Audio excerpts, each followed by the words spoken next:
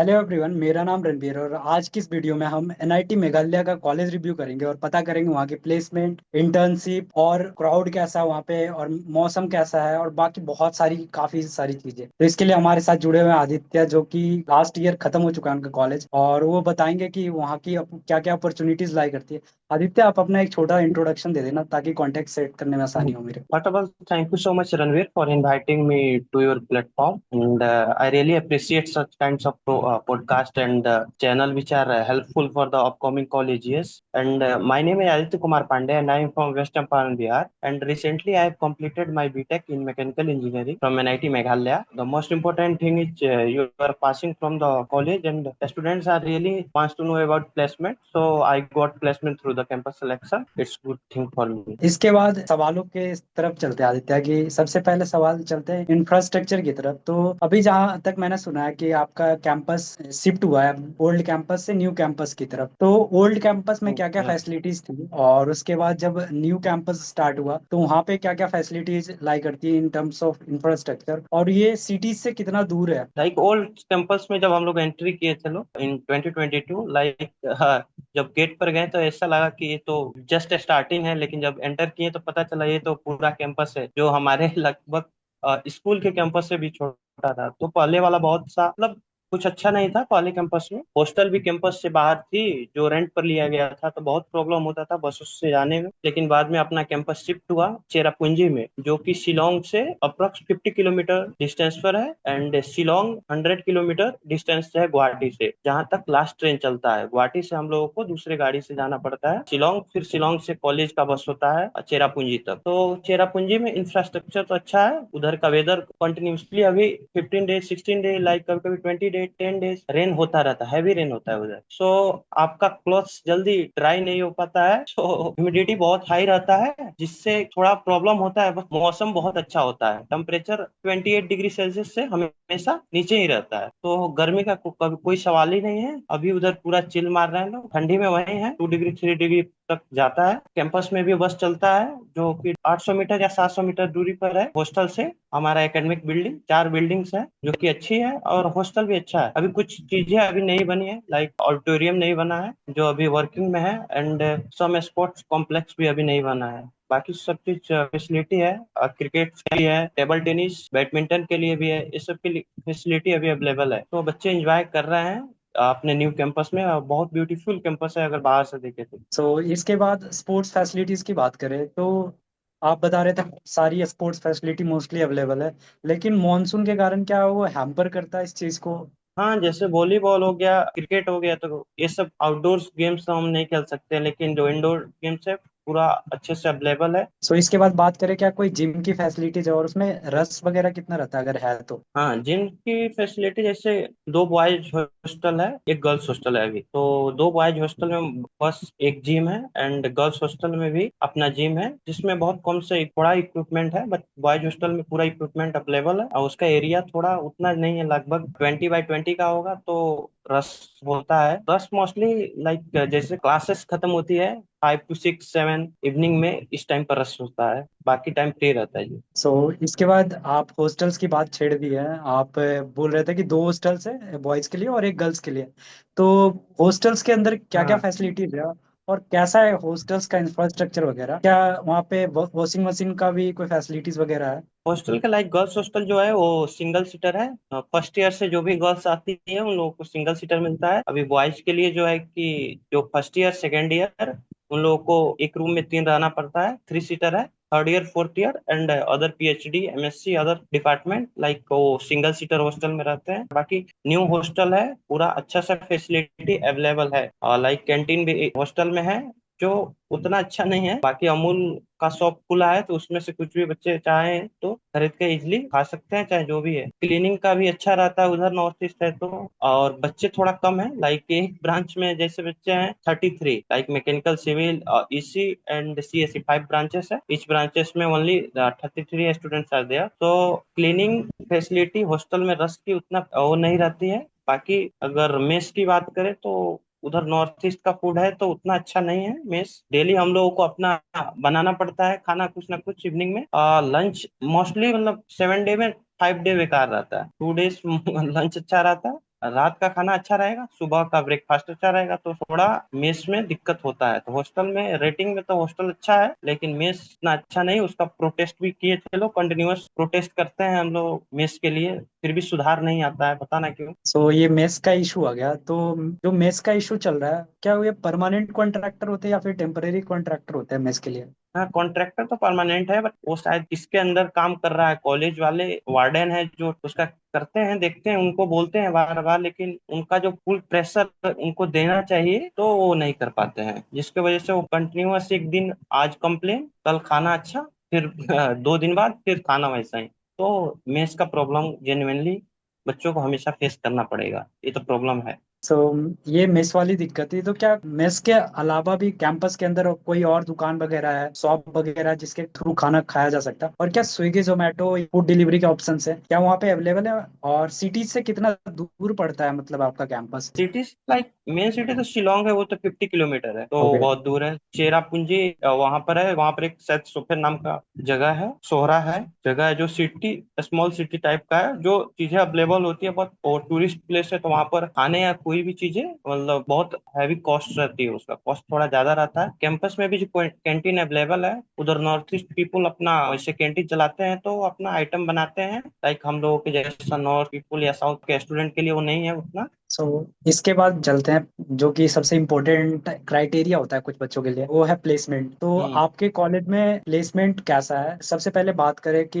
Median placement कितना है, average कितना है, और आप जब ग्रेजुएट कर रहे थे तो कितना हाईएस्ट कितना गया था आपके बैच से? तो जैसे मैं अभी 2026 में पास आउट हुआ हूँ, मेरे बैच से गया है एक लड़की का प्लेसमेंट लगा है 42.5 लाख का, तो वो हाईएस्ट था। उसके बाद कुछ और कंपनी आई थी, बीपी आई थी, ब्रिटिश पेट्रोलियम, वो 4 बच्चों को ले गई थी तो 23 लाख पर। उसके बाद बीपीसीएल आया था, और भी कंपनी सीएससी में आई थी जो ले गई थी, लेकिन 22.5 मैक्सिमम रहा था एवरेज। लाइक इन सिविल में तो बहुत दिक्कत है, सिविल में 2 3 या 4 बच्चों का ही प्लेसमेंट हुआ, 4 या 5 आउट ऑफ 33। स्ट्रेंथ कम है तो कंपनियां मोस्टली विजिट करना नहीं चाहती है, तो जो भी प्रोसेस है वो ऑनलाइन होता है। तो सिविल में तो थोड़ा प्लेसमेंट कम है, लाइक इसी में प्लेसमेंट कम है, लाइक उसमें 50% ही बच्चे प्लेस्ड हो पाए हैं। सीएससी में 80 to 90% बच्चे प्लेस हुए हैं। तो सीएससी अच्छा है, इलेक्ट्रिकल अच्छा है, इलेक्ट्रिकल में लगभग 100% प्लेसमेंट हो चुका है। मैकेनिकल में except 1 to 2 student, all student place. तो मैकेनिकल इलेक्ट्रिकल अगर लेना है एनआईटी मेघालय में, हम लोग जा सकते हैं, क्योंकि उसमें हमेशा ही से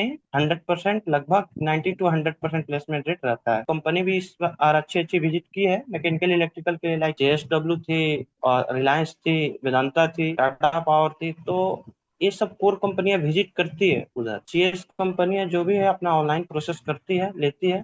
तो अगर आपको कुछ नहीं मिल रहा है और जगह इलेक्ट्रिकल मैकेनिकल मिल रहा है एनआईटी मेघालय, तो आप प्रेफर कर सकते हैं, क्योंकि अगर कंपनी थोड़ा भी आता है, 6 to 7 8 कंपनी भी आ जाए, तो होल प्लेसमेंट हो जाता है, क्योंकि बैच का स्ट्रेंथ बहुत कम है। सो इसके बाद बात करें कि क्या कोई सीजीपीए क्राइटेरिया कंपनी रखती है क्या प्लेसमेंट के लिए? CGPA criteria like 6.5 minimum, and throughout 10th 12th you have to score above 70%। 10 12 कोई कोई बच्चे के जैसे 10th में 60% से नीचे रहता है, कंपनी का क्राइटेरिया रहता है like 60 above in through out your course curriculum, like 10th 12th and graduation, तो आपको मेंटेन करके चलना पड़ेगा। ये प्लेसमेंट के सारे सवाल खत्म हो गए, अब चलते हैं इंटर्नशिप की तरफ। तो क्या आपके कॉलेज में कोई कंपलसरी इंटर्नशिप है? और बच्चे सेकेंड ईयर के बाद या फर्स्ट ईयर के बाद या थर्ड ईयर के बाद कब कब इंटर्नशिप करना शुरू करते हैं, और कहाँ इंटर्नशिप करते हैं वो लोग? थर्ड ईयर के बाद बच्चे इंटर्नशिप करते हैं, जैसे अभी तो सेकेंड ईयर के बाद इंटर्नशिप कंपलसरी हो गया है कि तुमको समर में इंटर्नशिप करना पड़ेगा, तो बच्चे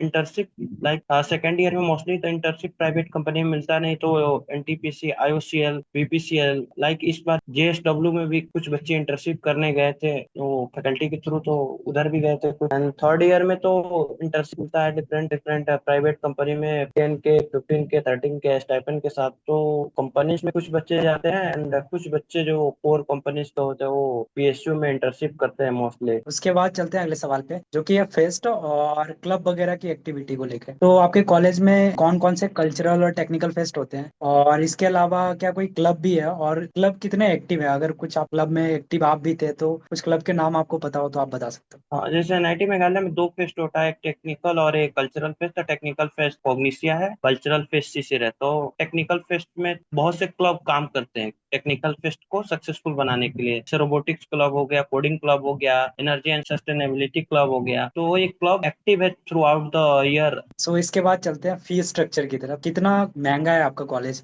इन टर्म्स ऑफ? सबसे पहले हॉस्टल्स फी की बात करें, उसके बाद फिर ट्यूशन फी, और इसके बाद मेस फी, और क्या कैंटीन वगैरह के भी क्या चार्जेस वगैरह होते हैं? लाइक हॉस्टल फीस तो हर एनआईटी का अलग अलग है। फीस एकेडमिक फीस सेम है, 62,500 for general category. For SC ST totally free है एकेडमिक फीस। और जिसका family income less than 5 lakh है और अबव 1 लाख, तो उसको 2/3 फीस माफ रहता है, 1/3 देना पड़ता है। और जिसका family income less than 1 lakh है, तो उसका पूरा एकेडमिक फीस माफ हो जाता है। टोटल 45,000 लगता है इस सेमेस्टर, मेस का और हॉस्टल का मिलाकर, अगर एकेडमिक फीस किसी का टोटल माफ हो जा रहा है तो। अगर एकेडमिक फीस माफ नहीं होता तो इस सेमेस्टर उसको 62,000 पे करना पड़ता है, प्लस 45,000 उसका वो हॉस्टल प्लस मेस। इसके बाद बात करें, क्या हम्म। कोई स्कॉलरशिप भी कॉलेज की तरफ से इसके अलावा भी मिलता है क्या? नहीं, स्कॉलर हाँ, उन लोगों को NSP के थ्रू मिलता है स्कॉलरशिप, जो कि कैटेगरी के लिए रहता है, तो हर बच्चों के लिए अवेलेबल नहीं है स्कॉलरशिप। ओके, जनरल वालों के लिए कोई स्कॉलरशिप नहीं है। नहीं, वो SC ST के लिए स्कॉलरशिप मिलता है, वो 1 लाख पर ईयर। सो इसके बाद बात करें कि सीनियर वहाँ के कैसे हैं, और आप जब फर्स्ट ईयर में थे तो आपका इंटरेक्शन कैसा रहा था सीनियर के साथ? इसके अलावा क्या कोई रैगिंग वगैरह का भी वहाँ पे सीन है क्या कुछ? ना, अब पहले रैगिंग होता था ज्यादा, जैसे हमारे टाइम पर बहुत हुआ था। जब हम लोग फर्स्ट ईयर थे तो हम लोगों का डेली बुलाया जाता, डेली अच्छे से रैगिंग होता था। मौत को छू के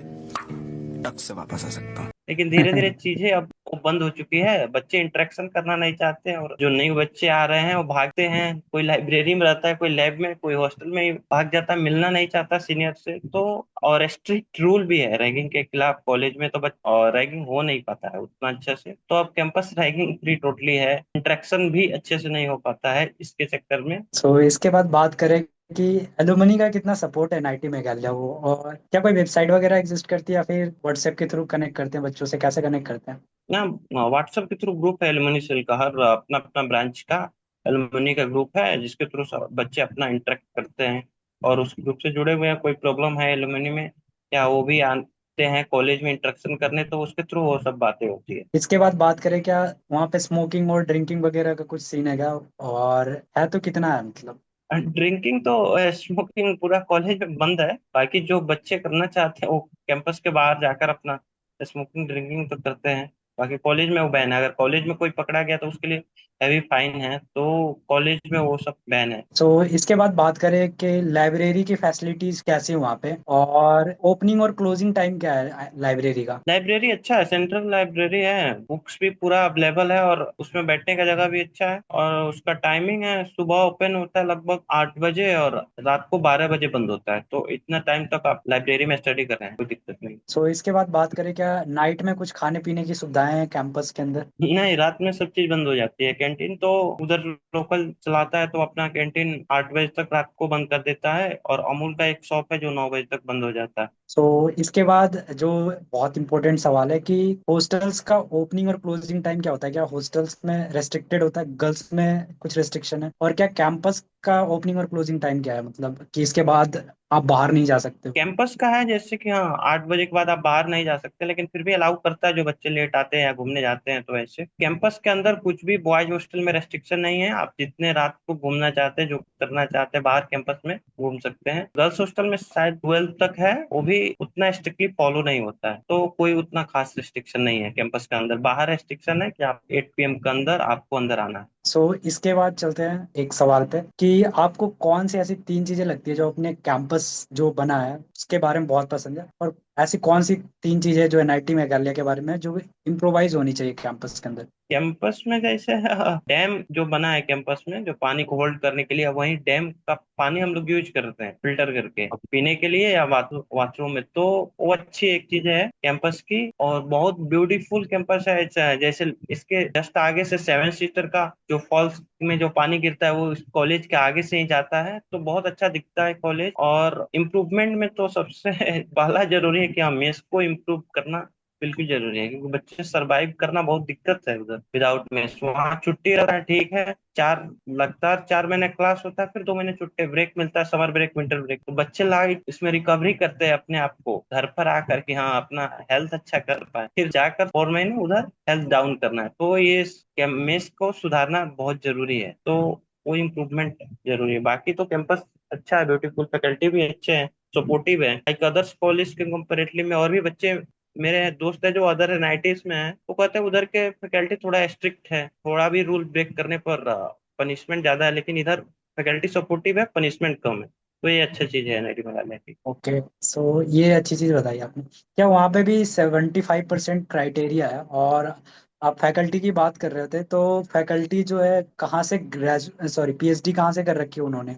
25% क्राइटेरिया है, फैकल्टी के हाथ में रहता है। अगर 25% क्राइटेरिया, आप उनके क्लास अटेंड कर रहे हैं कि नहीं, तो मोस्टली फैकल्टी इसको अवॉइड करते हैं, अटेंडेंस लेते हैं, लेकिन 25% क्राइटेरिया को कोई बच्चा फिलफिल भी नहीं कर पा रहा है तो उसको छोड़ देते हैं। बाकी एक दो फैकल्टी ऐसे हैं यहाँ उनके क्लास में स्ट्रिक्ट रहना पड़ता है, अगर 75% क्राइटेरिया आप अटेंडेंस नहीं पुगा पाए तो आपको बैक दे देंगे सब्जेक्ट।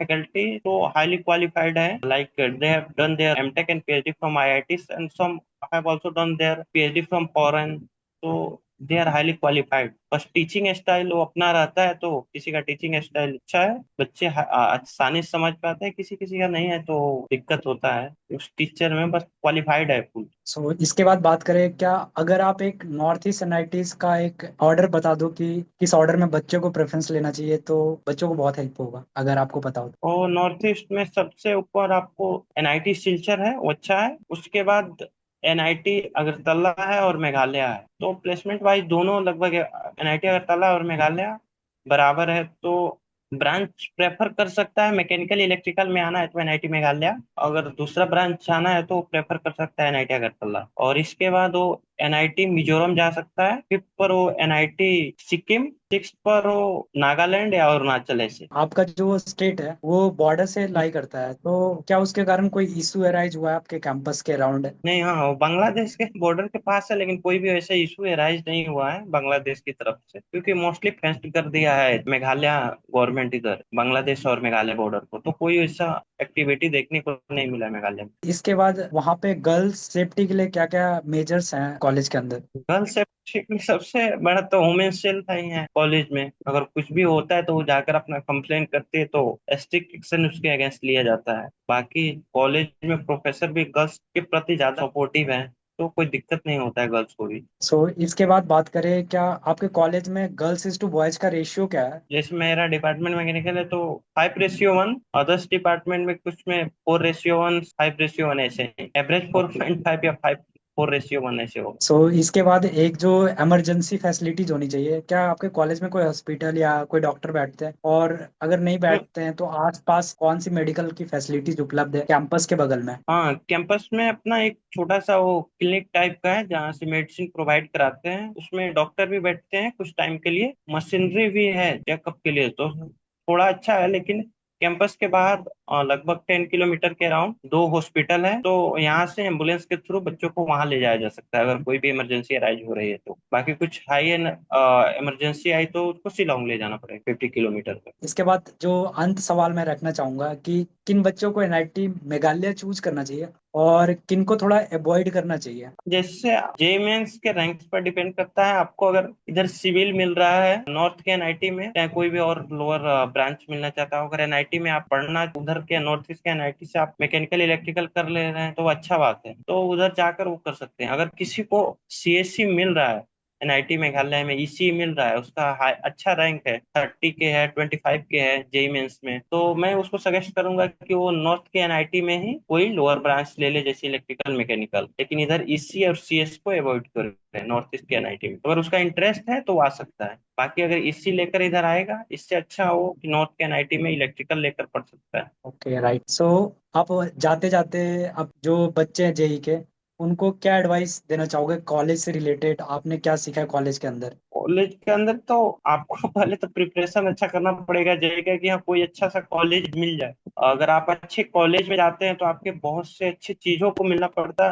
और सबसे अच्छा बात कि आपका कनेक्शन बहुत अच्छा होता है, एलुमनी नेटवर्क। अगर आप पुराने किसी एनआईटी आईआईटी में जाकर ग्रेजुएशन कंप्लीट कर रहे हैं तो आपको बहुत अच्छा रहेगा, और फ्यूचर में आपको प्रमोशन, जॉब स्विच या एनी अदर एक्टिविटीज में बहुत अच्छा होगा।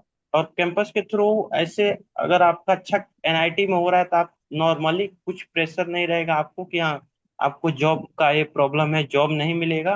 तो अगर आप इधर अच्छा से मेहनत करते हैं, अच्छे कॉलेज में जा रहे हैं, आपका जॉब का टेंशन नहीं लेना पड़ेगा, आप 4 साल एंजॉय करेंगे और जॉब भी आपको अच्छा मिल जाएगा। तो कैंपस में जो स्किल्स है, जो पर्सनालिटी डेवलपमेंट है, जो भी चीज़ें वो तो कॉलेज में हो जाएगी। आपको बस चाहिए कि हाँ आपको कॉलेज तक पहुंचना है। तो आपको जेई का प्रिपरेशन करना चाहिए अच्छे से कि हाँ आपको कॉलेज मिल जाए, एनआईटी, बढ़िया एनआईटी और आईआईटी चाहे ट्रिपल आईटी जो भी। Okay, so with this we are closing the video. This is Ranveer with Aditya signing off.